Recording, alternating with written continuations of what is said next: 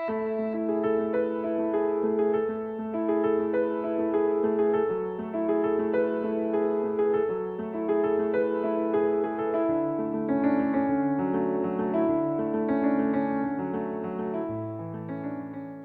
अरिहंताणं नमो सिद्धाणं नमो आयर्याणं नमो वज्रायाणं नमो लोहे तमसाहूणं येसो पंचनमुक्कारो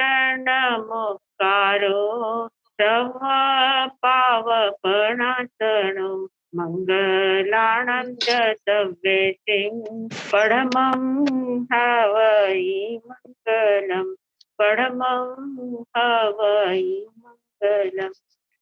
श्री मिंदर स्वामी महाराज आपकी आज्ञा, भगवान आपकी आज्ञा, गुरु गुरु जी महाराज आपकी आज्ञा। नंदी सूत्र का अर्थ करने की आज्ञा चाहते हैं। हाँ जी, हमने पिछले सूत्र में देखा था साधि शांत अनादि अनंत से किंतम सायम सपज्योत्यम अनायम अपज्योत्यम च। इसका काफी डिटेल 2-3 बार हो गया है और सबके ध्यान में बराबर आ गया होगा, है ना। अब आगे का सूत्र लेते हैं। से किंतम गम्यम गम्यम दिठिवाओ से किंतम अगम्यम अगम्यम कालियम सूयम सेतम गम्यम सेतम अगम्यम। अब यहाँ गमिक और अगमिक ऐसे दो श्रुत, गमिक श्रुत और अगमिक श्रुत ऐसे दो नाम दिए गए हैं। से किंतम गम्यम यानी वह गमिक श्रुत कैसा होता है। अब श्रुत ज्ञान का विषय चल रहा है ना, इसलिए श्रुत ज्ञान में अलग अलग प्रकार से सब प्रश्न पूछे जा रहे हैं और उन्हीं का जवाब दिया जा रहा है कि गमिक श्रुत से कहते हैं। गमिक का अर्थ होता है कि एक ही शास्त्र में एक एक कुछ ऐसे वाक्य होते हैं जो वाक्य थोड़ा सा फर्क करके वापिस वही वाक्य आते जाते हैं। जैसे हम लोगों ने नंदी सूत्र में देखा था मन परिज्ञान का विषय, है ना। मन परिज्ञान में वही शब्द रिपीट होते हैं और पूरे 9 बार उन शब्दों का रिपीटेशन होता जाता है। ऐसे उत्तराध्ययन सूत्र का 10वां अध्ययन है, उसमें समयम गोयम मापमाये ये शब्द बार बार हर एक 36 बार कहा गया। हर एक गाथा के अंत का गाथा का चौथा चरण इसी शब्द से इसी वाक्य से होता है, समयम गोयम मापमाये। तो बार बार वो एक एक वाक्य आते जाना, उसका रिपीटेशन होते जाना, इसको गमिक कहते हैं। गमिक का अर्थ होता है रिपीटेशन होना। एक ही वाक्य का बार बार रिपीटेशन पर थोड़ा थोड़ा उसमें अंतर आता है, थोड़ा थोड़ा उसमें अर्थ में फर्क आता है, शब्द में थोड़ा सा बदल आता है। जैसे नंदी सूत्र के अपन ने मन परिज्ञान में क्या देखा था, मन प्रजननम की मनुष्यानम उपजय अमनुष्यानम मनुष्यानम न अमनुष्यानम मनुष्यानम किम समुच्च मनुष्यानम गब्बकन के मनुष्यानम अंतर्देव मनुष्यानम। तो इस प्रकार वही एक शब्द बढ़ाना और वापिस पीछे का वाक्य पूरा रिपीट करना। तो इस प्रकार जो रिपीटेशन आता है उसको गमिक बोलते हैं, गमिक सूत्र। तो कहा कि ये गमिक सूत्र जो है वो दृष्टिवाद सूत्र में ज्यादा होता है। दृष्टिवाद के जो 14 पूर्व का ज्ञान वगैरह, दृष्टिवाद जो 12वां अंक जो है, जो अभी लुप्त हो चुका है, अभी हमारे पास है नहीं, हम उसको देख नहीं सकते, पढ़ नहीं सकते, मालूम नहीं है। सिर्फ दृष्टिवाद नाम का 12वां अंग था, इतना हमको पता है, और वो बहुत ज्यादा विशाल था, बहुत ज्यादा डीप में था। तो उस दृष्टिवाद जो सूत्र है वो गमिक सूत्र है। उसमें एक ही वाक्य बार बार एक ही पद बार बार आते जाता है। तो गम्यम दिठिवाओ यानी दृष्टिवाद जो सूत्र है वो गमिक सूत्र है। से किंतम अगम्यम अगमिक सूत्र कौन सा है, तो गमिक के विरुद्ध अगमिक होगा। गमिक यानी क्या कि बार बार रिपीटेशन होना। अगमिक का अर्थ क्या होता है, जिसमें रिपीटेशन नहीं है, पूरा सब नया नया ही रहता है। रिपीटेशन जिसमें नहीं होता है वो अगमिक होता है। तो अगमिक सूत्र कौन से है, तो कहते हैं कि अगम्यम कालियम सुयम। जो कालिक सूत्र होते हैं, कालिक सूत्र जो होते हैं वो अगमिक होते हैं। अब कालिक में और अकालिक में क्या फर्क है, कालिक सूत्र किसे कहते हैं। कालिक काल सूत्र के यानी वक्त क्या, पढ़ा जाता है, काल के वक्त ही पढ़ा जाता है। कौन से काल के वक्त, नौकार्षी के बाद में, सूर्योदय के बाद में, सॉरी तो और सूर्योदय के अकालिक बाद कब में, पढ़ा घड़ी जाता के है, बाद में। और अकालिक कब पढ़ा जाता है, कभी भी उत्कालिक पढ़ा कब पढ़ा, सकते हैं, कभी भी पढ़ सकते हैं। ऐसा है, हाँ, वो बड़ा है, कभी भी नहीं पढ़ सकते। पर मध्य काल में नहीं चा पढ़ सकते, संध्या हाँ, काल और हाँ, मध्य काल 4 में संधि काल में, 4 संधि काल छोड़कर कभी भी पढ़ सकते हैं, वो उत्कालिक कभी भी हुआ। पढ़ सकते हैं। और कालिक सूत्र जो होता है, वो पहले प्रहर में और अंतिम प्रहर में, दिन के भी पहले प्रहर में और अंतिम प्रहर में, और रात के भी पहले प्रहर में, अंतिम प्रहर में, ऐसे 4 प्रहर में जो पढ़ा जाता है, उसको कालिक सूत्र कहते हैं। मतलब पहला प्रहर यानी पौर्षी दिन आता है जब तक का समय, सूर्योदय होने के बाद आधे घंटे से लेकर पौर्षी दिन आता है तब तक का समय, उसको पहला प्रहर कहते हैं। तो उस पहले प्रहर में भी पढ़ा जाता है, और सूर्यास्त के आधे घंटे पहले तक 3 बजे के बाद का जो समय होता है, अंतिम जो प्रहर होता है, 3-3 घंटे का एक-एक प्रहर होता है ना, तो ऐसे पहले 3 घंटे और बाद में अंतिम के 3 घंटे, सूर्योदय के बाद के 3 घंटे, सूर्यास्त के पहले 3 घंटे। इस प्रकार पहले प्रहर में और अंतिम प्रहर में, दिन में भी और रात में भी, सूर्यास्त के बाद 3 घंटे और सूर्योदय होने के बाद सुबह-सुबह जो सूर्योदय के पहले का समय का होता है, तो उस समय में भी हम पढ़ सकते हैं। तो रात्रि रात्रि का भी पहला प्रहर और अंतिम प्रहर, दिन का भी पहला प्रहर और अंतिम प्रहर, ऐसे 4 प्रहर में जो पढ़ा जाता है, उसको कालिक सूत्र कहते हैं। कालिक सूत्र का इतना ही समय होता है, इन्हीं 4 प्रहरों में पढ़ा जाता है। और उत्कालिक सूत्र जो होता है, वो 8 प्रहर पढ़ा जाता है, सिर्फ 4 संधिकाल छोड़ के। चारों संधिकाल यानी सूर्योदय का समय, सूर्यास्त का समय, दिन में 12 बजे का समय, रात में 12 बजे का समय। इस प्रकार चारों संधिकाल छोड़कर कभी भी पढ़ सकते हैं, उसको उत्कालिक सूत्र कहते हैं। तो कालिक सूत्र और उत्कालिक सूत्र में इतना अंतर ध्यान में ले लेना है। तो यहाँ क्या कहा, इससे किंतम अगम्यम, अगमिक सूत्र कौन से है, अगमिक सूत्र यानी क्या है, तो कहा कि अगमिक सूत्र, कालिक सूत्र जो है वो सारे अगमिक सूत्र हैं। कालिक सूत्र जो होते हैं वो अगमिक होते हैं, दृष्टिवाद सूत्र जो है वो गमिक सूत्र है। हाँ, तो अब नंदी सूत्र में जो आया हुआ है, रिपीटेशन जो आया हुआ है मन परिज्ञान में, तो फिर मन परिज्ञान में भी है, फिर मति ज्ञान में भी है, जो 6 बातें बताई है ना मति ज्ञान की भी, अवग्रह हवाई धारणा की, तो उसमें भी बार बार वही वही शब्द आते हैं, तो उसमें रिपीटेशन इसमें भी आया है, तो फिर इसको गमिक कहना या अगमिक कहना। तो ये जो नंदी सूत्र है, नंदी सूत्र ऐसे देखा जाए तो जो दृष्टिवाद है, दृष्टिवाद के जो 14 पूर्व होते हैं, तो 14 पूर्व में जो 5वां पूर्व है, ज्ञान प्रवाद नाम का 5वां पूर्व है, ज्ञान प्रवाद नाम है उसका। तो ज्ञान प्रवाद पूर्व में पूरा ज्ञान का वर्णन किया गया है, पूरे ज्ञान की बहुत ज्यादा डिटेल्स उसमें बताई गई है। तो ज्ञान की डिटेल्स उसमें बहुत ज्यादा डीप में बताया गया है, बहुत बड़ा सूत्र है वो। तो उसमें से कुछ सैंपल ये लिया गया है, उसमें से ही थोड़ा-सा सैंपल ये नंदी सूत्र है। मतलब ज्ञान प्रवाद पूर्व का एक अंश ये नंदी सूत्र है। तो इस नंदी सूत्र में ज्ञान प्रवाद का है, ज्ञान प्रवाद दृष्टिवाद का सूत्र है, दृष्टिवाद होने के कारण वो गमिक है। तो गमिक का इसमें बार-बार वो शब्द रिपीटेशन होते जाते हैं। तो इसको भी गमिक सूत्र हम कह सकते हैं, नंदी सूत्र को। तो इस प्रकार गमिक सूत्र और अगमिक सूत्र ये 2 प्रकार बताए गए हैं। पर कालिक सूत्र जो होते हैं, कालिक सूत्र जितने भी होते हैं वे सारे अगमिक होते हैं, उसमें रिपीटेशन नहीं होता है। जैसे कालिक में अब कौन-कौन से सूत्र वो आएँगे आगे, इसी सूत्र में आएँगे। तो जो कालिक सूत्र है, वो कालिक सूत्र सभी ये है, मतलब कालिक सूत्र में जो अंग सूत्र आते हैं, अंग सूत्र, अनंग सूत्र, वो भी उसका भी वर्णन आएगा। तो अंग सूत्र और अनंग सूत्र, अंग सूत्र यानी क्या, कि जो तीर्थंकर भगवान ने देशना फरमाई है, तीर्थंकर भगवान जो होते हैं, वो जो देशना देते हैं, वो शब्द रूप में, अर्थ रूप में होती है। अर्थ रूप में जैसे प्रवचन देते तो अर्थ रूप में होता है, तो अर्थ रूप में वो देशना होती है, और गणधर उसको सूत्र रूप में प्रतिबद्धित करते जाते हैं। गणधर जो होते हैं, उनके 11 गणधर है ना अपने भगवान महावीर स्वामी के, तो उन्होंने क्या किया, जो अर्थ भगवान महावीर स्वामी ने कहा था, उसको सूत्रबद्ध किया था। तो सूत्रबद्ध किया है इसलिए उसको अंग सूत्र कहते हैं, क्योंकि डायरेक्ट मिला है। भगवान की वाणी डायरेक्ट गणधर ने सुनी और डायरेक्ट उसको सूत्र में बांध दिया है। तो वो सीधा है इसलिए उसको अंग सूत्र कहा जाता है। और फिर गणधरों के जो शास्त्र है, गणधरों ने जो शास्त्र बनाए हुए हैं, उन शास्त्रों को आगे चलकर उन शास्त्रों में से और उपांग वगैरह जो सूत्र बनाए जाते हैं, वो गणधर बाकी के जो आचार्य है, आचार्य स्थविर वगैरह जो बनाते हैं उनको उपांग सूत्र कहते हैं। उपांग या अंग बाह्य सूत्र कहते हैं। अंग प्रविष्ट और अंग बाह्य ये दो शब्द आगे आने वाले हैं इस सूत्र में। तो अंग प्रविष्ट यानी क्या, भगवान तीर्थंकर भगवान की वाणी को गणधर जब सूत्रबद्ध करते हैं तो उसको अंग प्रविष्ट बोलते हैं।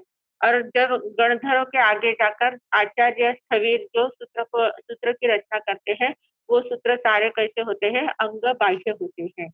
आया ध्यान में? तो अंग प्रविष्ट और अंग बाह्य आएगा। तो अभी यहाँ इसमें जो कालिक सूत्र बताए गए हैं, कालिक सूत्र कैसे है, अगमिक सूत्र है, उसमें रिपीटेशन कहीं पर भी नहीं दिखेगा, वो अगमिक सूत्र कहलाते हैं। सेतम गमियम सेतम अगम्यम, इस प्रकार गमिक और अगमिक का शॉर्ट में वर्णन उन्होंने कर दिया है। मतलब इतना ही बताया है कि गमिक सूत्र जो है वो दृष्टिवाद है और अगमिक सूत्र है वो कालिक सूत्र है। कालिक सूत्र को अगमिक कहा है और दृष्टिवाद को गमिक सूत्र कहा है। अब आगे उन्होंने अंग प्रविष्ट और अंग बाह्य का विषय लिया है। अहवा तम समासो दुविहम पंडतम तंजः अंग पवित्रम अंग बाहिरम च से किंतम अंग बाहिरम दुविहम पंडतम तंजः आवश्यम च आवश्यय वैरितम च। अब इसमें क्या कहा, अहवा यानी अथवा, पहले गमिक अगमिक का अर्थ किया कहा गया और फिर उसमें कहा कि अथवा तम समासो दुविहम पंडतम तंजः, वह संक्षेप में दो प्रकार का है।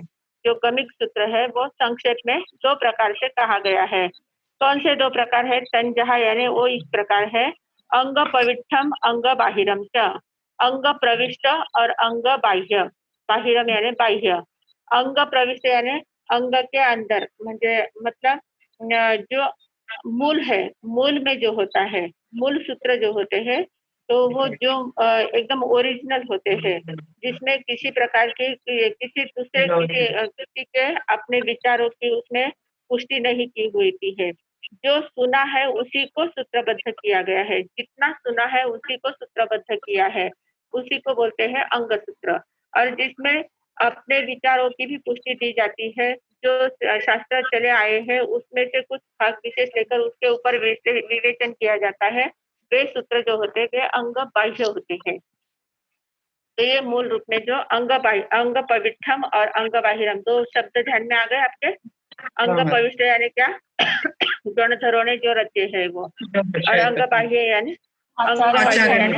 आचार्य ने।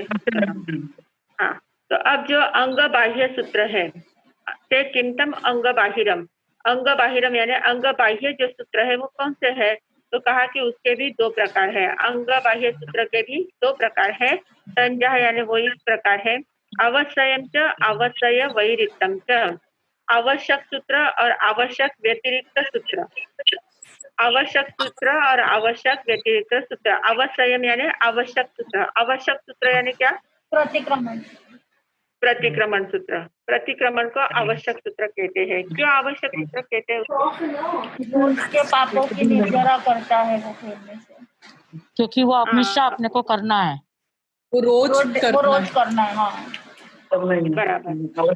प्रतिक्रमण वास्तव में कभी भी किया जा सकता है जिस समय हमें दोष लगता है। प्रतिक्रमण या आवश्यक सूत्र क्यों कहा है, आवश्यक इसलिए कहा है कि हम जो हमारा जो जीवन चल रहा है, हम जो नियम व्रत वगैरह लेते हैं, जो भी हम साधना करते हैं, तो वो साधना करते हुए हमारी जो साधना में कहीं विघ्न बाधा आ जाती है या कहीं फिसल जाते हैं, कहीं भूल जाते हैं, तो उस साधना में कोई दोष लग जाते हैं, तो उस दोष की हमें जागृति रहे, उस जो दोष के प्रति हम जागरूक रहे, हमारी साधना के प्रति जागरूक रहे। इसलिए यह आवश्यक सूत्र कहा है कि जब भी आपको दोष लगे तुरंत आप उसकी आलोचना कर लो, तब आप तुरंत आप उसका पश्चाताप कर लो, प्रत्याख्यान कर लो और उसको जानने का प्रयास करो। तो इस प्रकार आवश्यक यानी ये अति आवश्यक हमारी साधना को पुष्टि देने वाला है। जो भी हम साधना करते हैं उस साधना को पुष्टि देने वाला ये सूत्र है। इसलिए ये कभी भी किया तो भी चलता है, कभी भी करो, पर प्रतिक्रमण करना आवश्यक है। कभी भी करो, अपने पापों की आलोचना करना है और देखना है मुझे कौन कौन से दोष लगे। प्रतिक्रमण यानी सिर्फ पाटिया फेरना, फटाफट फेर के रख देना, ऐसा नहीं है। वास्तव में प्रतिक्रमण एकदम चिंतन पूर्वक होना चाहिए। दिन भर में मुझे कौन कौन से दोष लगे हैं, कहाँ दोष लगे हैं, मैंने क्या क्या किया है, कहाँ मेरे द्वारा अतिक्रमण हुआ है, उसका मुझे प्रतिक्रमण करना है।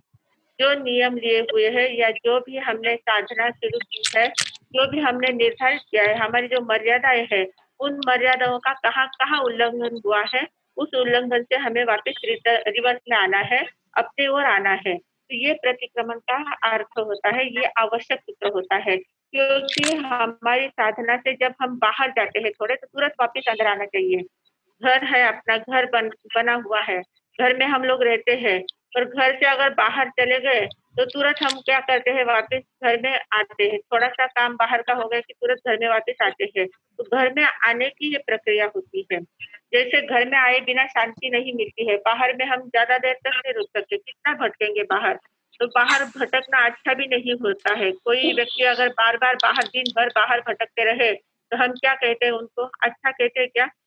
घर की कोई बहू है, बेटी है, कोई है, और दिन भर बाहर भटकती रहे, तो उसको अच्छा कहेंगे क्या? कोई भी उसको अच्छा नहीं कहता। अपने घर में जो रहते हैं वही एकदम व्यवस्थित रहते हैं, वही सद्गृहिणी कहलाती है, सच्ची बहू, सही में अच्छी बहू कहलाएगी। तो जो अपने घर में रहते हैं वो स्वस्थ रहते हैं, अच्छे रहते हैं, उनको उनकी प्रतिष्ठा भी बनी रहती है। और अगर हम बाहर बाहर भटकते रहे तो वो अच्छा नहीं कहलाएगा।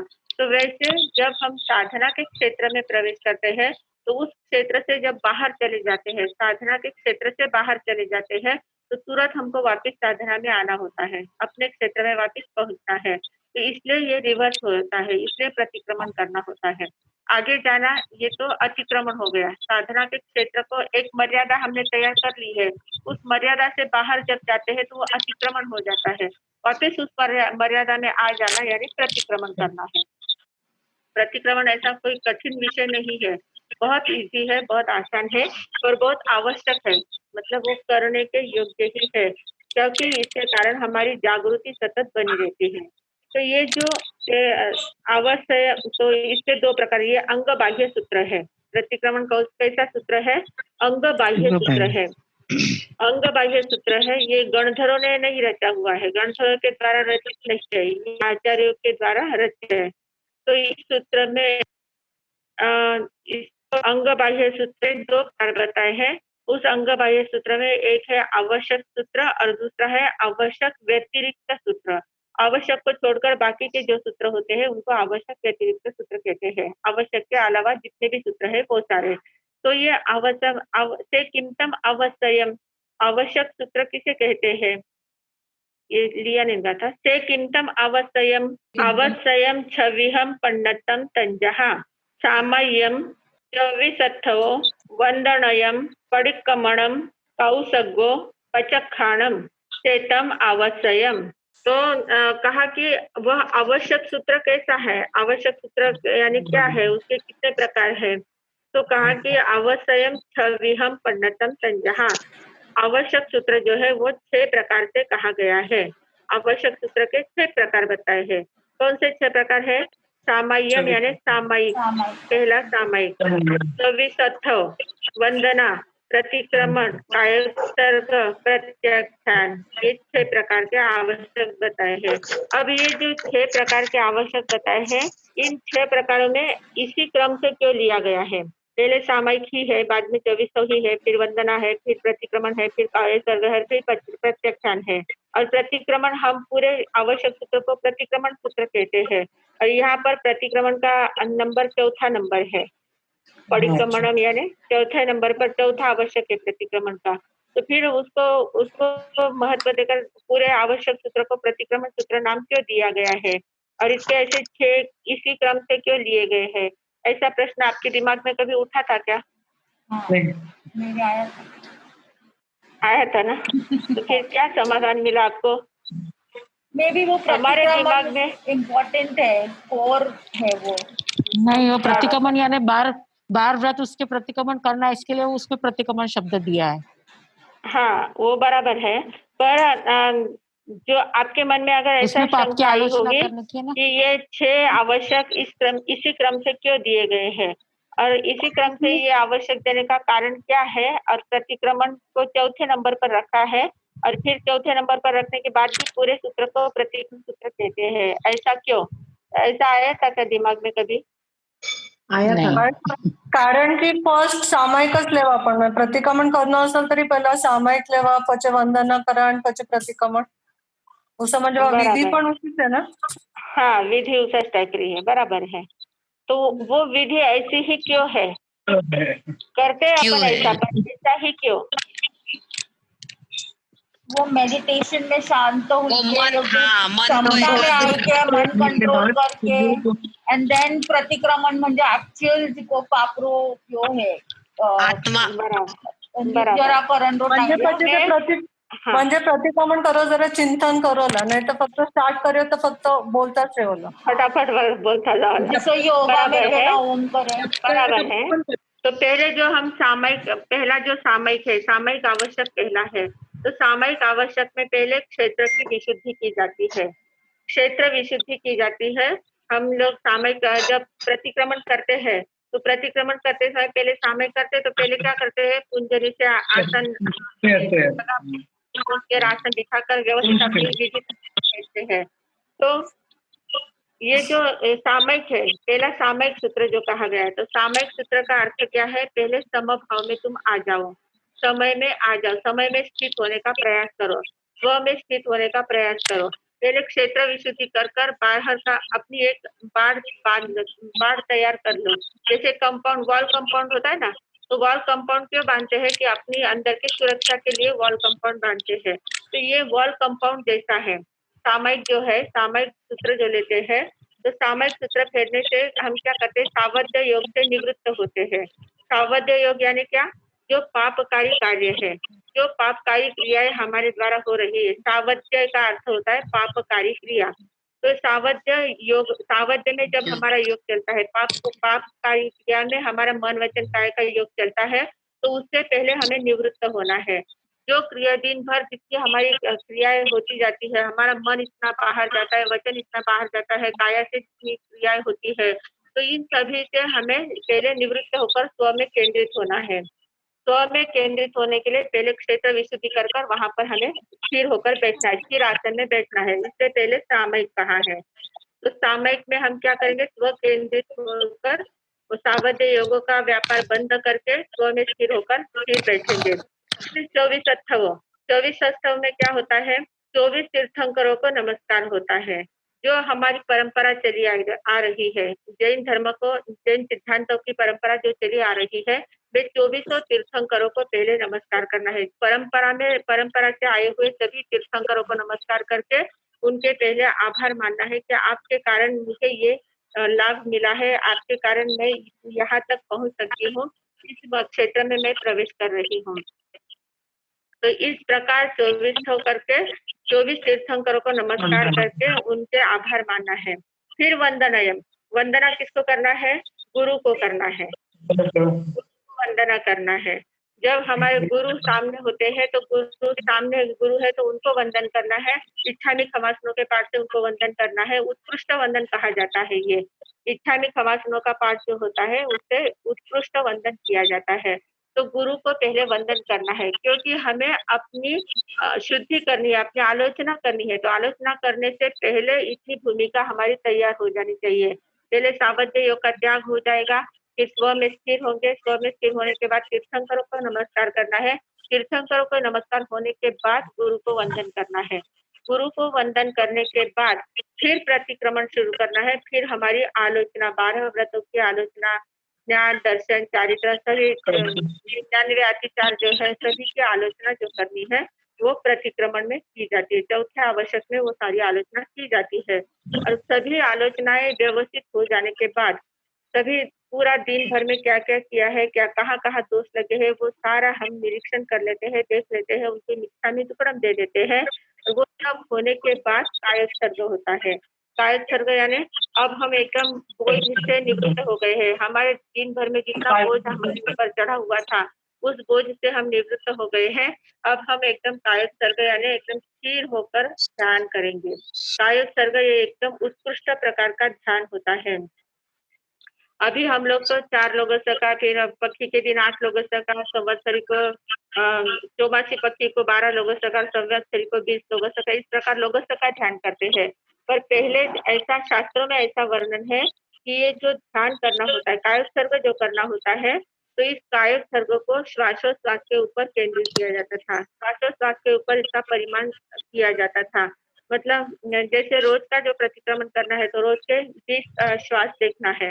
20 श्वास कैसे देखना है? श्वास एक लिया है, छोड़ा है, लिया है, छोड़ा है। वो जितने श्वास लेते हैं, छोड़ते हैं, उतने श्वास में हमें एक भी विचार हमारे मन में नहीं आना चाहिए। अगर एक आध विचार, अगर आप जैसे आपने 11 श्वास ले लिए हैं, 11-12वें श्वास में आपके मन में विचार आ गया, वापिस पहले से गिनती करना है। पहले से वापिस गिनती करना है। एकदम निर्विचार अवस्था में 20 श्वास हमको लेना है। इस प्रकार का कायोत्सर्ग होता था। तो उसमें हमारी तल्लीनता बहुत ज्यादा बढ़ जाती थी, एकाग्रता बहुत ज्यादा बढ़ जाती है और एकदम हम स्थिर हो जाते हैं। काया का उत्सर्ग हो जाता है, काया को भूल ही जाते हैं, सिर्फ श्वास और हम एकदम अपने अंदर में हम उतरने का प्रयास करते हैं। उसको कायोत्सर्ग कहते हैं। तो ये कायोत्सर्ग हो जाने के बाद एकदम अंदर से शांति आ जाती है पूरी तरह से, और शांति आने के बाद अब प्रत्याख्यान लेना है कि मैंने जो इतने पाप किए थे उसका मैंने आलोचना कर ली है, मिथ्यामि दुक्कड़म दे दिया है। अब प्रत्याख्यान किसे करना है कि इसके आगे मैं वापिस वे पाप नहीं करूंगा, इसके आगे मेरे द्वारा वे पाप नहीं हो सकेंगे। इस प्रकार के प्रत्याख्यान करने होते हैं। तो हम प्रत्याख्यान कौन से करते हैं? सिर्फ नवकार्ति के प्रत्याख्यान ले लेते, पोर्शी के ले लेते हैं, या कुछ उपवास के वगैरह ले लेते हैं। तो ये तो करते हैं, पर वास्तव में प्रत्याख्यान कौन से है कि जो दिन भर में मुझे पाप लगे थे, वो पाप वापिस मेरे रिपीट ना हो, इसके लिए प्रत्याख्यान करने होते हैं। तो इस प्रकार ये आवश्यक सूत्र बहुत महत्वपूर्ण सूत्र है।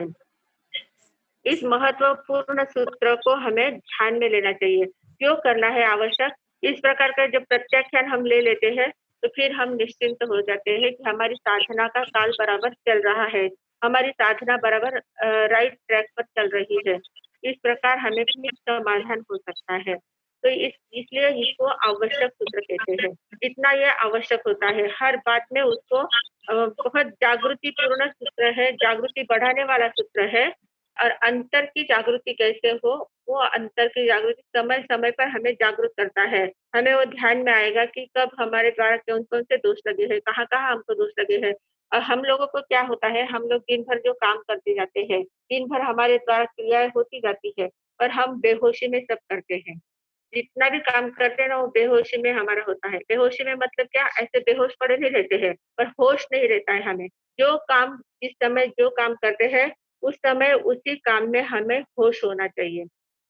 अभी मेरे द्वारा ये काम हो रहा है, अभी मेरे द्वारा ये पढ़ा जा रहा है, अभी मेरे द्वारा ये सुना जा रहा है, तो हम वर्तमान में टिकेंगे। अगर हम होश में रहेंगे तो हम वर्तमान में टिकेंगे, पर हम होश में रहते ही नहीं हैं, और होश में न होने के कारण हम भूलते जाते हैं। फिर हम कहते हैं कि अरे मैंने ये कब किया था, मेरे द्वारा मैंने तो ये किया नहीं। हम बेहोशी में कहाँ कोई वस्तु चीज रख देते हैं, और फिर ढूंढते रहते हैं, अरे मैंने कहाँ रख दी, कहाँ रख दी, मेरे ध्यान में ही नहीं आया। तो क्यों ध्यान में नहीं आता है? क्योंकि हम भूल जाते हैं, बेहोशी में काम करते हैं। बेहोशी में जो किया हुआ काम होता है वो हमको याद नहीं रहता है। इसलिए जो अभी विस्मरण का जो रोग लगा हुआ है, तो विस्मरण के रोग को यही एक कारण है कि हम लोग बेहोश में काम करते हैं, बेहोशी में काम करते जाते हैं। खाना भी लोग बेहोशी में खाते हैं। खाना खाते हैं या तो टीवी देखते रहेंगे, या किसी प्रकार का विचार दिमाग में चलता रहता है, या किसी का फोन पर बात करते जाते हैं, इधर खाना खाते जाते हैं। तो उस समय खाने में आपका ध्यान नहीं होता है। इसलिए आपने कितना खाया, क्या खाया, कैसा खाया, कुछ भी ध्यान में नहीं रहता है। सिर्फ खाने इसलिए खा लिया है। तो ऐसा बेहोश हमारा जीवन चलता है, बेहोशी में हमारा जीवन बीतता है। हम क्या करते हैं, क्या बोलते हैं, कहाँ क्या करते हैं, कुछ भी हमें ध्यान में नहीं रहता है। तो ये बेहोशी हमारी ना रहे, हमें कौन-कौन से दोष कब-कब लगे हैं, हम एकदम पूरे होशपूर्ण रहे, इसलिए ये आवश्यक सूत्र है। हमारा होश बराबर बनाए रखने के लिए ये आवश्यक सूत्र आवश्यक है। इसका नाम ही आवश्यक इसलिए दिया है, क्योंकि वो हमारा होश बनाए रखता है। अगर हमने दिन भर में हमें होश नहीं रहा, तो हम अगर प्रतिक्रमण करने बैठे, तो दिन भर में कौन-कौन से दोष लगे हमें कैसे याद आएँगे? क्योंकि बेहोशी में सब काम किया है, तो हमें याद ही नहीं आएगा। तो फिर याद नहीं आएगा तो प्रतिक्रमण किस चीज़ का करेंगे?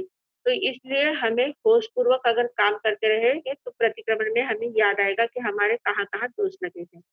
आया ध्यान में ये आवश्यक सूत्र? इसलिए इसको आवश्यक सूत्र कहते हैं। और इसका समय कुछ भी नहीं कहा गया है, ये अंग बाह्य सूत्र है, ये कभी भी कर सकते हैं। फिर है से किमतम अवसय वैरितम, अवसय वैरितम दुविहम पर्णतम तंजः कालियम च उक्कालियम च से किमतम उक्कालियम, उक्कालियम अनेक विहम पर्णतम तंजः दश वेयालियम कप्पिया कप्पियम चुल्ल कप्पसूयम महाकप्पसूयम उववाय्यम रायप्पसेणियम जीवाधिगमो पर्णवणा महापर्णवणा अमाय पमायम नंदे अनुयोग द्वारायम देविंदत्थवो तंदुलवेयालियम चंदा विजयम सूरपन्नति कोरिसी मंडलम मंडल पवेशो विद्याचरण विनिच्छियो गणि विद्या ध्यान विभक्ति मरण विभक्ति आय विसोहि विराग सुयम प्रलेहाना सुयम विहार कप्पो चरण विहि आउर पचखाणम महापचखाणम एवं माई सेतम उक्कालियम। अब जो आवश्यक व्यतिरिक्त जो सूत्र है से किंतम अवसय वैरितम, जो आवश्यक व्यतिरिक्त सूत्र है वो किस प्रकार है, तो कहा कि अवसय वैरितम दुविहम पर्णतम तंजः, दो प्रकार से कहा गया है, कालियम च उक्कालियम च, कालिक सूत्र और उत्कालिक सूत्र। अभी हमने कालिक और उत्कालिक की परिभाषा देखी थी। कालिक सूत्र यानी क्या कि जो 4 प्रहर में पढ़ा जाता है, पहले और अंतिम प्रहर में दिन के और पहले और अंतिम प्रहर में रात्रि के, ऐसे 4 प्रहर में जो पढ़ा जाता है उसको कालिक सूत्र कहते हैं। और उत्कालिक सूत्र सिर्फ अस्वाध्याय का चारों संधि काल छोड़कर कभी भी पढ़ सकते हैं, उसको उत्कालिक सूत्र कहते हैं। तो कहा कि से किंतम उक्कालियम, उक्कालियम यानी उत्कालिक सूत्र कैसे है, कितने हैं, कौन से है, तो कहा कि उत्कालिक सूत्र अनेक विहम पर्णतम तंजः, अनेक प्रकार से कहे गए हैं। उत्कालिक सूत्र जो होते हैं वो अनेक प्रकार के होते हैं। तंजः यानी वो इस प्रकार, दश वेयालियम यानी 10 वैकालिक सूत्र, कप्पिया कप्पियम कल्पिका कल्पक सूत्र, कल्प अकल्प सूत्र, चुल्ल कप्पसूयम मतलब चुल्लक कल्प सूत्र, महाकल्प सूत्र, फिर उववाय्यम यानी औपपाटिक सूत्र, रायपसेणियम यानी राजप्रश्नीय सूत्र, फिर जीवाभिगम सूत्र,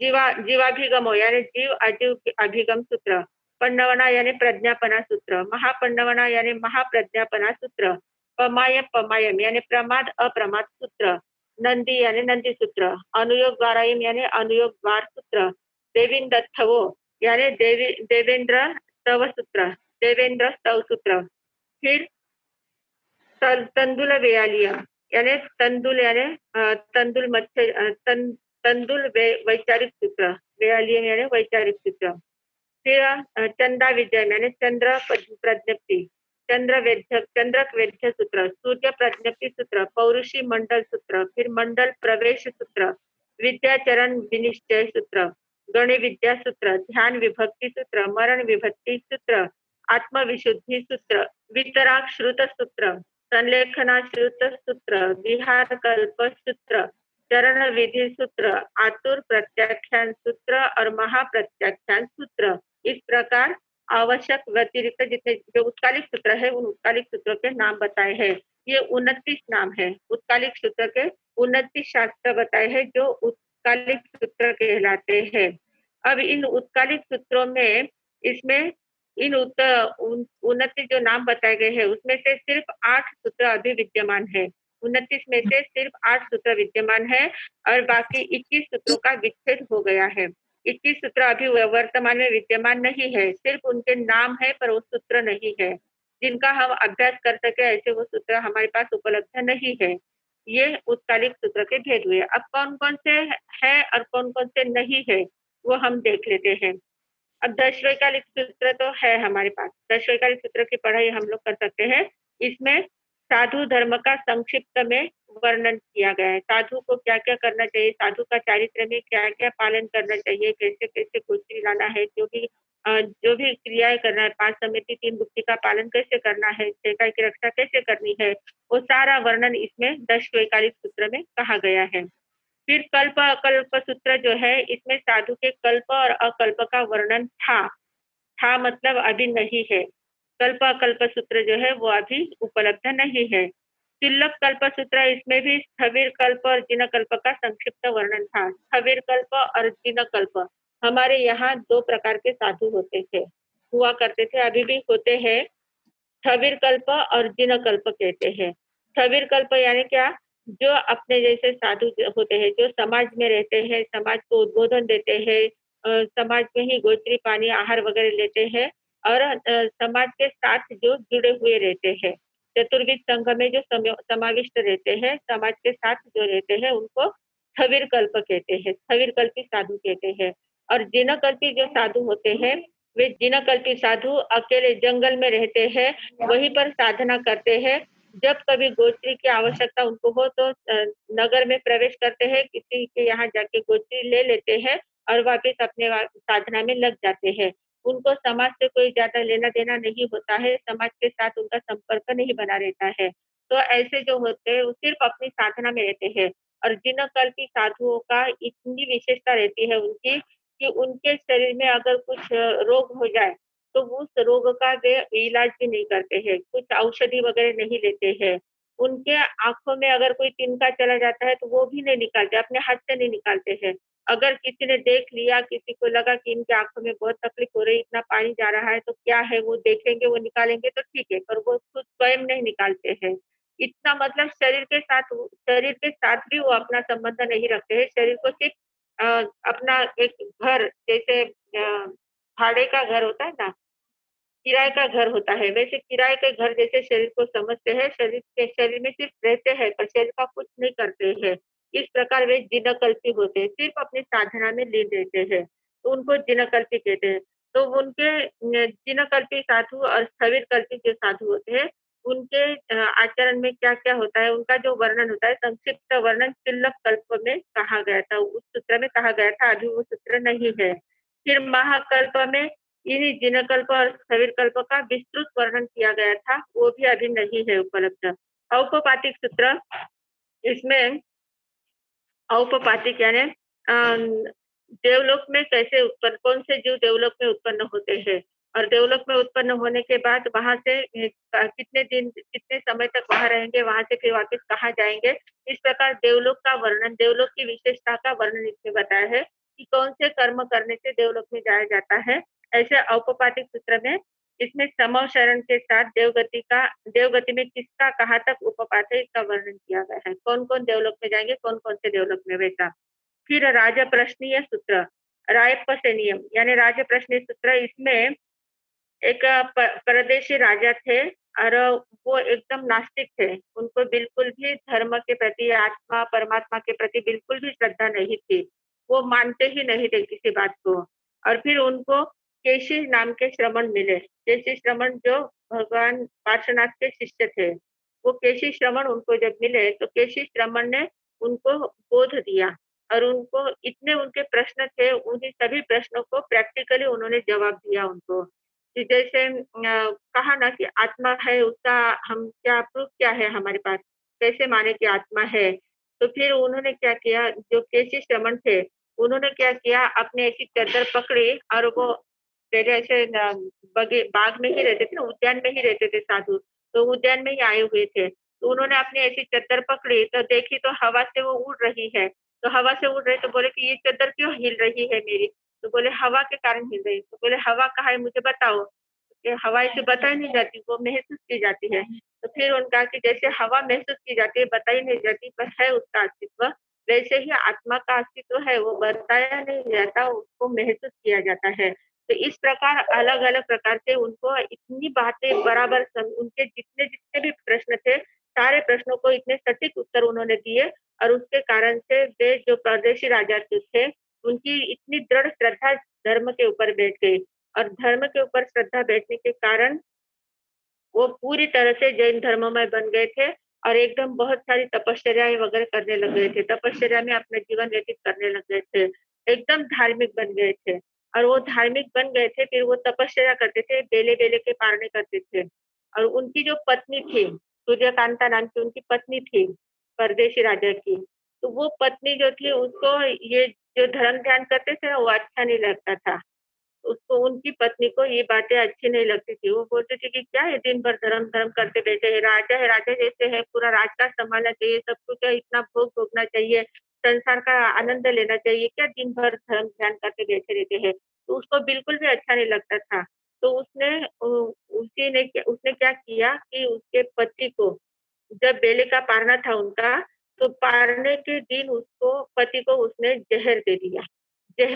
पारने में ज़हर मिला के दिए, इतना भयंकर ज़हर था वो ज़हर उन्होंने उसमें मिलाकर दे दिया। और वो ज़हर जब उन्होंने ले लिया, पारने के साथ उनके पेट में ज़हर चला गया, तो वो ज़हर जब पेट में चला गया तो उनको एकदम से वेदना लगी, उनको तुरंत ध्यान में आ गया पड़ोसी राजा को, कि मुझे दिया गया है। और उनको ये भी पता ध्यान में आया कि मेरे पत्नी ने मुझे ज़हर दिया है। पर फिर भी उनके मन में इतनी शांति थी और इतनी समता थी, उन्होंने कहा कि ठीक है ना, मेरे जैसे कर्म के उदय होंगे वैसा हुआ होगा। तो मेरी पत्नी के द्वारा भले ही मैं मुझे ज़हर दिया गया है, पर पत्नी के ऊपर उनको तनिक भी गुस्सा नहीं आया, इतना-सा भी गुस्सा नहीं आया। और वो सिर्फ़ अपने अरिहंते शरणम पवज्जामि, अरिहंते शरणम पवज्जामि करते रहे और अंतर में वो स्थिर होते गए। क्योंकि उन्होंने पूरा धर्म धर्म का मर्म समझा हुआ था। धर्म का मर्म जब तक हमें ध्यान में नहीं आता, तब तक हम सिर्फ ऊपरी-ऊपरी क्रिया करते हैं, अंतर से परिवर्तन नहीं आता है हमारा।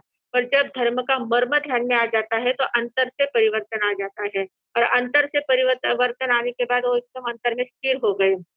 मालूम है कि ज़हर गया पेट में, अब पूरी नसें टूट रही है अंदर से, फिर भी वो एकदम शांति से उन्होंने पूरा सहन किया और पत्नी को तनिक भी दोष न देते हुए अपने-अपने में स्थिर रहे और अरिहंते शरणम पवज्जामि करते-करते प्राण छोड़ दिए और फिर वो देवलोक में जाकर सूर्याभ नाम के देव बने। तो इस प्रकार राज्य प्रश्न ये जो रायपसनी जो सूत्र है, उसमें सारा ये वर्णन उनका आता है। परदेशी राजा का पूरा वर्णन उसमें आता है। वो है अभी। फिर जीव अजीव अभिगम, जीवाभिगम सूत्र जो है, उसमें जीव और अजीव के विषय में पूरा ज्ञान दिया हुआ है। जीव किसे कहते हैं, अजीव किसे कहते हैं, जीव के क्या लक्षण है, अजीव के क्या लक्षण है, वो सारा वर्णन उसमें जीवाभिगम सूत्र में आता है। फिर प्रज्ञापना सूत्र है, इसमें भी जीव अजीव विषय 36 पद बताए गए हैं प्रज्ञापना सूत्र में। और महाप्रज्ञापना सूत्र जो है उसमें और ज़्यादा विस्तार से बताया गया था, पर वो अभी नहीं है, महाप्रज्ञापना सूत्र अभी नहीं है। फिर प्रमाद अप्रमाद, इसमें प्रमाद और अप्रमाद के स्वरूप के भेद, फल आदि का कथन किया गया था, पर वो भी अभी सूत्र उपलब्ध नहीं है। फिर है नंदी सूत्र, इसमें 5 ज्ञान का वर्णन है, वो अभी हम पढ़ रहे हैं, नंदी सूत्र अभी उपलब्ध है। फिर अनुयोग द्वार सूत्र है, इसमें जो सिद्धांत भगवान ने कहे हैं, निक्षेप, अनुगम, नए नए प्रमाण वगैरह जो सिद्धांत के जो विषय है, दर्शन के विषय जो है, वो सारा इसमें अनुयोगकार सूत्र में बताए गए हैं। फिर देवेंद्र स्तव में देवेंद्र के द्वारा अरिहंत भगवान की जो स्तुति की गई है, उसका पूरा वर्णन उसमें था कि कैसे देवेंद्र ने, मतलब इंद्र के देवता जो होते हैं, देवताओं के जो इंद्र होते हैं, उन्होंने अरिहंत भगवान की स्तुति कैसे की है और कैसे, जो हम लोग नमुत्थोणम कहते हैं ना, तो नमुत्थोणम इसको शक्र स्तव भी कहते हैं कि शक्रेंद्र महाराज ने भगवान अरिहंत की स्तुति की थी, तो इसलिए उसको शक्र स्तव भी कहते हैं। तो ऐसे देवेंद्रों द्वारा जो भगवान की अरिहंत की स्तुति की गई थी, वो विस्तृत रूप में इस शास्त्र में उपलब्ध थी, पर अभी नहीं है। फिर तंदुल वैचारिक सूत्र में वो तंदुल मच्छ का वर्णन आता है। तंदुल मच्छ यानी चावल का दाना होता है ना, चावल के दाने जितना ही मछली होती है, इतनी छोटी सी होती है चावल के दाने जितनी, और वो समुद्र में मगरमच्छ जो होते हैं, बड़े बड़े मगरमच्छ, उसके आंखों में रहती है वो छोटी सी मछली उसके आंख के स्थान पर रहती है। और जब वो मगरमच्छ एकदम आराम से सोया हुआ रहता है, मुंह खुला हुआ रहता है उसका, तो उस समय क्या होता है, बहुत सारी छोटी छोटी मछलियां उसके मुंह में आती है, चली जाती है, आती चली जाती है, कितने जीव आते हैं चले जाते हैं, ये अपना आराम से सोया रहता है, ये खाता नहीं है। और वो जो तंदुल मच्छ जो रहता है ना, छोटा सा एकदम आंख में रहता है उसकी, मगरमच्छ के, तो वो विचार करता है कि देखो ये कितना पागल है, ये इतना बड़ा मगरमच्छ है, पर ये इतनी मछलियां इसके मुंह में आ रही तो भी ये खा नहीं रहा है, ये ऐसा ही बैठा सोया हुआ रहे, कितना आलसी है, ये खा नहीं रहा, अगर मेरे में ताकत होती तो मैं पूरा खा लेता। इस प्रकार की भावना भाकर वो 7वीं नरक का बंध कर लेता है। इस प्रकार की भावना, इतना छोटा सी मछली होती है, पर वो छोटी सी मछली ऐसी भावना भाती है कि मैं कितने ही जीवों को खा सकता हूँ, कितने भी जीवों को खा लेता, अगर ये मगर कितना मूर्ख है, वो खाता नहीं है। तो इस प्रकार की भावना भाकर उसने सातवीं नरक का बंध वो करता है। तो ये सारा वर्णन इस तेंदुल वैचारिक में आता है। फिर चंद्र चंद्रक चंद्रक वेद्य सूत्र, इसमें चंद्र सूर्य आदि का वर्णन आता है। सूर्य प्रज्ञप्ति में सूर्य की चाल कैसी है, ये आदि सभी प्रज्ञप्तियों की उसका वर्णन इसमें आता है। सूर्य कैसा, सूर्य को सूर्य, चंद्र, ग्रह, नक्षत्र, तारा, इनको हम ज्योतिषी देव कहते हैं। तो ये ज्योतिषी देव का सारा चक्र उसमें बताया गया है। फिर पौरुषी मंडल, इसमें सूर्य किस मंडल में रहता है, तब प्रहर आदि के समय पुरुष की छाया कितनी गिरती है, वो सारा वर्णन था। मतलब पौरुषी मंडल जो था वो कौन से मंडल में रहता है, क्या करता है सूर्य, उस प्रकार का उसमें वर्णन किया गया है। फिर मंडल प्रवेश, इसमें सूर्य दक्षिण और उत्तर के किस मंडल में कब प्रवेश करता है, इसका वर्णन था, अभी नहीं है, वो सूत्र अभी नहीं है। फिर विद्याचरण विनिश्चय, इसमें सम्यक ज्ञान और सम्यक क्रिया के स्वरूप, फल आदि का विशेष निश्चय किया गया था, वो भी अभी नहीं है। गणि विद्या में आचार्य के लिए दीक्षा ज्ञानाभ्यास कब करना, ज्योतिषी का ज्ञान उसमें था, वो भी अभी नहीं है। ध्यान विभक्ति, इसमें ध्यान के सभी भेदों के चार भेदों का वर्णन था, और वो भी अभी उपलब्ध नहीं है। मरण विभक्ति, इसमें मरण के 17 भेदों का स्वरूप, फल आदि समझाया गया था, वो भी अभी नहीं है। आत्मा विशुद्धि, इसमें आत्मा विशुद्धि के करने के प्रायश्चित आदि वर्णन था, वो भी अभी उपलब्ध नहीं है। फिर वितराग श्रुत, इसमें सरागता और वितरागता की ओर पहुंचाने के साधनों का वर्णन था, अभी वो भी नहीं है। संलेखना श्रुत, इसमें संलेखना की विधि, काल आदि का कथन था। विहार कल्प, स्थविर कल्पों का वर्णन था। शरीर विधि यानी चारित्र की विधि थी। आतुर प्रत्याख्यान, इसमें असाध्य ज्ञान मुनि को विधिवत आहार की कमी करते हुए भक्त प्रत्याख्यान तक पहुंचाने की विधि का वर्णन था। मतलब जब भी साधु जब दीक्षा ले लेते हैं, और दीक्षा लेने के बाद अगर जब उनकी उम्र हो चुकी होती है, तो उम्र होने के बाद उनके आहार में अगर थोड़ी सी कमी आ जाती है, खाने पीने का, शरीर शिथिल होने लगता है, तो फिर शरीर जैसे शिथिल होने लगता है तो उसके लक्षण देखकर किस किस प्रकार से प्रत्याख्यान करने, कितनी बातें छोड़नी है, कैसे कैसे संलेखना में आगे बढ़ना है। संलेखना यानी संथारा व्रत जो होता है, तो संथारा व्रत धीरे धीरे लेना होता है। एक साथ संथारा लेना वो तो ठीक है, मारणांतिक संथारा होता है, पर ये संथारा यानी धीरे धीरे तैयारी करना है, मृत्यु की तैयारी धीरे धीरे करनी है। तो वो कैसे की जाती थी, उसका वर्णन सब आतुर प्रत्याख्यान इस सूत्र में था, पर अभी वो उपलब्ध नहीं है। पर ऐसे हमारे उत्तराध्ययन सूत्र के 36वें अध्ययन में आखिरी जो गाथाएं है, उसमें 12 वर्ष का संथारा कैसे होता है, कौन कौन से वर्ष में क्या क्या करना होता है, वो सारा वर्णन उसमें दिया गया है 36वें अध्ययन में। तो ये संथारे की विधि 12 वर्ष पहले से ही शुरू हो जाती है। मतलब ध्यान में आ जाता है कि अब हमारी आयु कितनी ज्यादा से ज्यादा कितनी रह सकती है, क्योंकि पहले निश्चित आयु रहती थी और वहां तक जीते थे। मतलब अभी जैसा नहीं है कि कहाँ महामारी आ गई है, कोरोना आ गया तो फटाक से चले गए, कहाँ एक्सीडेंट हुआ तो गए, कहाँ हार्ट अटैक आए तो चले गए। अभी ऐसा पहले नहीं था, पहले बहुत शांति से जीवन जीते थे, तो वो बराबर वो कर लेते थे। तो ध्यान में आ जाता था कि अभी अपन ज्यादा से ज्यादा 12 वर्ष तक टीक सकते हैं, तो फिर अभी से शुरुआत करना है, कैसे कैसे प्रत्याख्यान करना है, कैसे कैसे छोड़ना है, वो सारा वर्णन उसमें आता था। और फिर महाप्रत्याख्यान, इसमें यानी इसमें भव के अंत में किए जाने वाले अनशन, मतलब अब अंतिम समय आ गया है तो पूरी तरह से पूरा संथारा ले लेना है, फिर पूरी तरह से सब कुछ छोड़ के एकदम पूर्ण चारों प्रकार के आहार का त्याग करके पूर्णतः संथारा लेना, उसका वर्णन उसमें था। तो इस प्रकार 29 में से 8 अभी सूत्र विद्यमान है और 21 सूत्रों का विच्छेद हो चुका है। तो इस प्रकार वर्णन इसमें है। अवश्य वैसे में अंग बाहिरम के उत्कालिक सूत्र में ये सारे उत्कालिक सूत्र बताए गए हैं, और उन उत्कालिक सूत्रों का ये वर्णन यहाँ पर किया गया है। अब इसके आगे कालिक सूत्र का महाराज ये उपलब्ध नहीं म्हणजे कटे गया सगळं? ये पहले क्या था कि जो सूत्र होते थे ना, शास्त्र जो होते थे, वे शास्त्र मौखिक चलते थे। पहले लिखने की सुविधा नहीं होती थी। तो पहले के जमाने में उस समय जो गुरु होते थे वो शिष्यों को बताते जाते थे, और शिष्य तुरंत उसको याद कर लेते थे, और शिष्य अपने शिष्यों को बताते जाते थे। वो काल का एक प्रघात था। तीर्थंकरों के जो होते हैं ना शास्त्र, तीर्थंकरों की वाचना जो होती है, तो गणधर अपने शिष्यों को वाचना देते हैं, सूत्र बता करके, मतलब लिखते नहीं है। तो पहले लिखने का प्रघात नहीं था, सिर्फ मौखिक ज्ञान चलता था। और फिर आगे चलते चलते थोड़ा सा विस्मरण होने लग गया, विस्मृति आने लग गई, काल का प्रभाव पड़ता है ना, तो वो भूलने लग गए। तो भूलते भूलते क्या हो गया कि एक बार ऐसे 12 वर्ष का अकाल पड़ गया था, 12 वर्ष का दुष्काल हो गया था। तो उस दुष्काल के समय में क्या हो गया कि साधु संतों को, लोगों को खाने पीने के लिए कुछ नहीं रहा, तो साधु संतों को कौन देगा? तो साधु संत इतर सब इधर उधर जहाँ जहाँ भी सुविधा होगी, जहाँ भी जैसे भी होगा, उस देश में विचरण करने लगे। सब एक स्थान जहाँ एक साथ रहते थे ना, सब अलग अलग हो गए।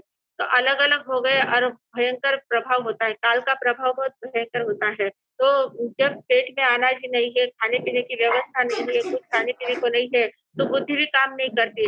तो उस समय फिर जितना याद था वो भी फेरने के लिए भी समय नहीं मिलता था, सिर्फ ऐसे बुद्धि का विस्मरण होता गया।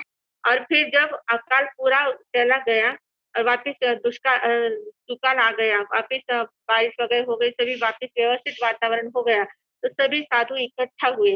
और इकट्ठा होने के बाद फिर उन्होंने सोचा कि अरे हम तो कितना भूल गए हैं, कितना शास्त्र हमारे साथ थे, सभी शास्त्रों को हम तो भूलते चले जा रहे हैं। फिर वो वाचना होती है, 500 साधुओं को एक साथ बैठा कर, जिनको जितना जितना याद है सब लिखना है।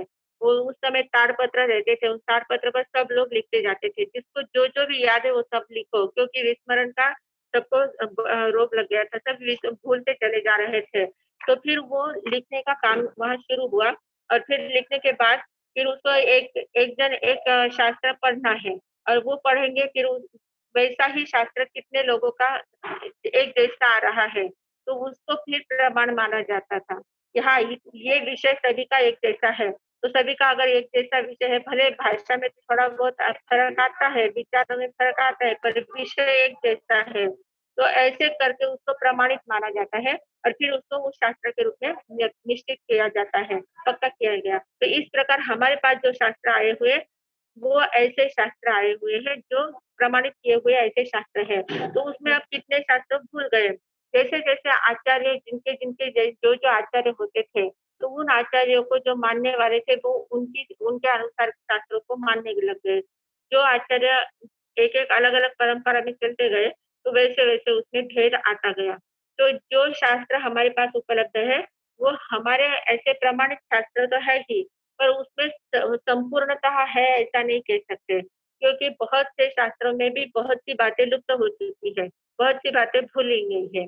तो अभी इसी श्रुत ज्ञान में आगे आएगा ना, जो आचार्य श्रीगणेश साहब, उनके कितने उद्देश्य थे, कितने गाथाएं थी, कितने शास्त्र, कितना बड़ा बड़ा शास्त्र था, उतने प्रमाण में हमारे पास उपलब्ध अभी नहीं है। बहुत छोटे छोटे शास्त्र हमारे पास उपलब्ध है, बहुत डीप में हमारे पास नहीं है, पर फिर भी उनको भी हम प्रमाण मानकर, उनको भी भगवान की वाणी समझकर उनको भी हम स्वीकार करते हैं और उन्हीं के अनुसार भी चलते हैं, तो भी हमारे और शास्त्र वैसे देखा जाए जो द्वादशांगी है, हर एक के अंदर विद्यमान है, हर एक आत्मा में वो है ही, सिर्फ उसको खोलने के लिए वो चाबी चाहिए हमारे पास। वो चाबी हमारे पास अभी नहीं है। तो जब हमें चाबी मिल जाएगी, तो वो चाबी, उस चाबी से अगर हम अपना खजाना खोल लेंगे अंदर का, तो हमें सब ध्यान में आ जाएगा कि कौन सी शास्त्र क्या क्या है। तो इस प्रकार ये शास्त्र है। तो 29 में से सिर्फ 8 शास्त्र अभी विद्यमान है, 21 शास्त्रों का विच्छेद हो चुका है। ऐसे तो पूरे बहुत सारे शास्त्रों का बहुत थोड़ा हमारे पास है, बहुत सारे विलीन हो चुके हैं, विस्मृत हो चुके हैं। इस प्रकार ये उत्कालिक शास्त्रों का वर्णन हुआ है। ध्यान में आ गया ये? अभी यहाँ तक ही रखते हैं। अब मंगल पाठ सुना ना। जम वैधम वच्चा मिलेम हिणक्षरम अचक्षरम पयहीणम विनयहीनम जोगहीणम घोषहीणम सुक्षुदिनम दुसु परिचयम अकाले कौ सज्जाओ काले न कौ सज्जाओ असज्जाए सज्जायम सज्जाए न सज्जायम भणता गुणता विचारता ज्ञान और ज्ञानवंत की आशातना की हो तो तस्मिच्छामि दुक्कडम।